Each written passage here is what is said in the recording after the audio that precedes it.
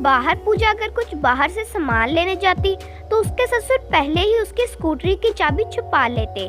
पूजा को पड़ोसियों की स्कूटरी मांगकर बाहर जाना पड़ता और जब पूजा सामान लेकर वापस आती तो कहती कि ससुर जी आपने मेरी स्कूटरी की चाबी तो नहीं देखी।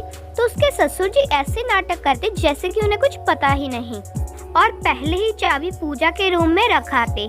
जब उसकी सहेलियां उससे मिलने आती तो ससुर जी बीमार हो जाते और जानबूझकर कहते कि बेटा मेरे पैर दबा दो। पूजा की सहेलियों से बैठकर पार्टी करने की प्लानिंग पर जानबूझकर पानी फेर देते। पूजा उनके कमरे में जाती और बिस्तर पर बैठकर उनके पांव दबाने लगती। पूजा अब दुखी हो गई थी।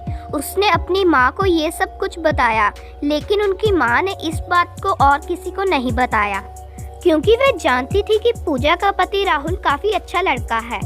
जब उसे इस बात का पता चलेगा तो घर में विवाद बन जाएगा और पड़ोसी कहेंगे कि उस लड़की की वजह से बाप बेटे की जोड़ी टूट गई।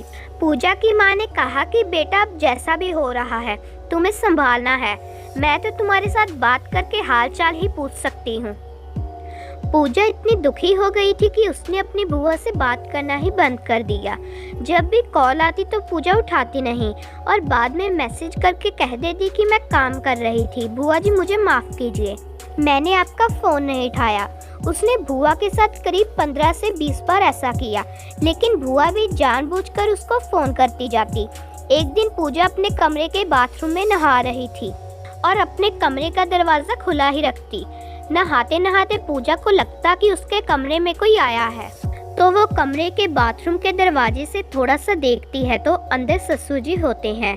तो पूजा नहाकर जब बाहर आती है तो उसका मोबाइल फ़ोन गायब होता है। पूजा को लगा कि शायद उसने किचन में रख दिया होगा। पूजा रसोई में जाकर देखती है तो फ़ोन नहीं होता है। फिर ससुर जी के कमरे में जाकर देखती है तो ससुर जी अपने कमरे में सो रहे होते हैं। वह अंदर जाती है और पूछती